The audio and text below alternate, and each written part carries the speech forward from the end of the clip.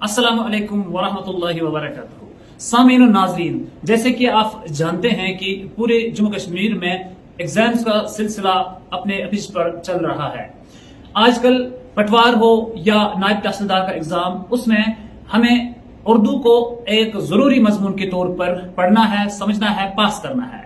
तो इस सिलसिले में जो पटवार का सिलेबस है, निसाब है, उसमें लेटर राइटिंग एक अहम मौजू है। आज हम बात करेंगे लेटर राइटिंग पे। पहले हमें समझना है कि लेटर और एप्लीकेशन में क्या फर्क है।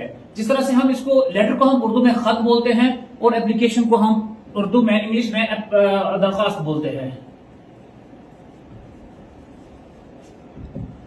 खत उस तहरीर को कहते हैं जिसके जरिए से हम हालात वाक़ियात, ख्यालात, ख्वाहिशात, जज्बात को दूसरों तक पहुंचाते हैं, दूसरों को आगाह करते हैं और उनको हम अपने हालात वाक़ियात के हवाले से शरीककार बनाते हैं। जो लेटर राइटिंग होती है, जो खत होता है, इसको हम मुख्तलिफ हिस्सों में तकसीम करते हैं। इसमें रस्मी खत, अमूमी खत, कारोबारी खत और सरकारी खत जो है अहम हिस्से हैं।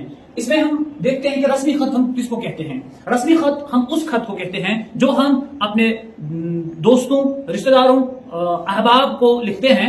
इसके अलावा हम अगर उमूमी खत की बात करें, ये हम निजी तौर पर लिखते हैं।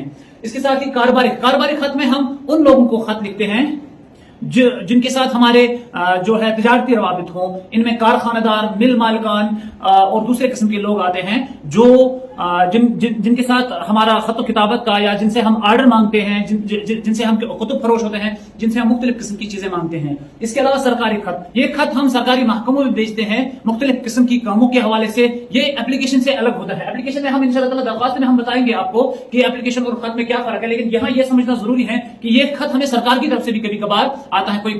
कोई नोट्स आती हैं, कोई और चीज आता है, तो वो सरकारी खत के जुमरे में आता है।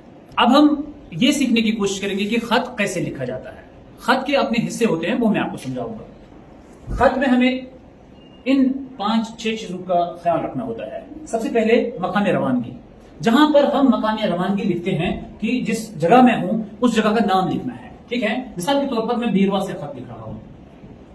ठीक है, इसके बाद मैंने एक लाइन खींचनी है, खत कशीदा करना है और यहाँ तारीख लिखनी है। तारीख को लिखने के लिए हमारे पास 2-3 ऑप्शंस होती हैं। हम पहले मंथ लिख सकते हैं, माह लिख सकते हैं, फिर दिन लिख सकते हैं। हम पहले दिन लिख सकते हैं, फिर माह लिख सकते हैं। हम पहले साल लिख सकते हैं, उसके बाद भी हम दिन और मंथ लिख सकते हैं। मिसाल के तौर पर नॉर्मली जो हम लिखते हैं, मैं लिखूंगा ये को मार्च सन 2024 ईस्वी। ठीक है, इसके बाद मैंने लिखना है अलकाबात। हम किसको खत लिख रहे हैं, जिस तरह मैंने अभी 4 खतूत के 4 हिस्से बताए हैं, हमें यह देखना है कि हम खत किसको लिख रहे हैं। अगर हम अपने वालिद साहब को लिख रहे हैं, हम लिख सकते हैं मोहतरम व मुकर्रम।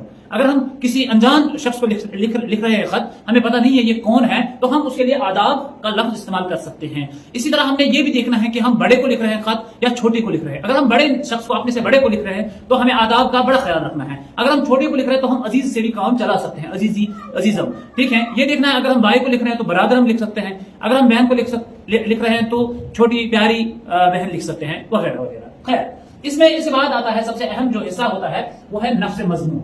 ठीक है, नफ्स मजमून में हमें असल बात कहनी है। लेकिन खत में हमें एक बात का बड़ा ख्याल रखना है कि जितने मुख्तसर अल्फाज में मैं अपनी बात कह सकूं उतना ही बेहतर है। जितने कम से कम अल्फाज का मैं इस्तेमाल कर सकूं उतना बेहतर है। इसमें नफ्स मजमून जो होता है, इसमें मैं अपनी बात रख रहा हूं कि मुझे किस चीज के लिए खत लिखना है, जिसको मुझे लिखना है किस चीज के लिए लिखना है। क्या मुझे हॉस्टल के लिए पैसे चाहिए, क्या मुझे फीस भरने के लिए पैसे चाहिए, क्या मुझे बाबा से वोटर कार्ड मांगनी है, क्या मुझे अपनी बहन को नसीहत करनी है, क्या मुझे अपने भाई को नसीहत करनी है कि आप वगैरह वगैरह, जिस तरह के खुतूत होते हैं। या क्या मुझे किसी कुतुब फरोश को लिखना है कि मुझे किताबें चाहिए, मुझे किताबों को ऑर्डर दीजिए, या मुझे किसी मिल मालिक को लिखना है कि मुझे ये अशिया की दरामद जरूरत है। इसके बाद जब हमने ये लिखा, ये 2-3-4 लाइन्स का होना चाहिए, मुख्तसर, जितना भी कम हो उतना अच्छा है, उतना चीजें जचती हैं। इसके बाद हम इख्तिताम करते हैं। इख्तिताम में हम क्या करते हैं? इख्तिताम में हम अपने बात को खत्म करते हैं।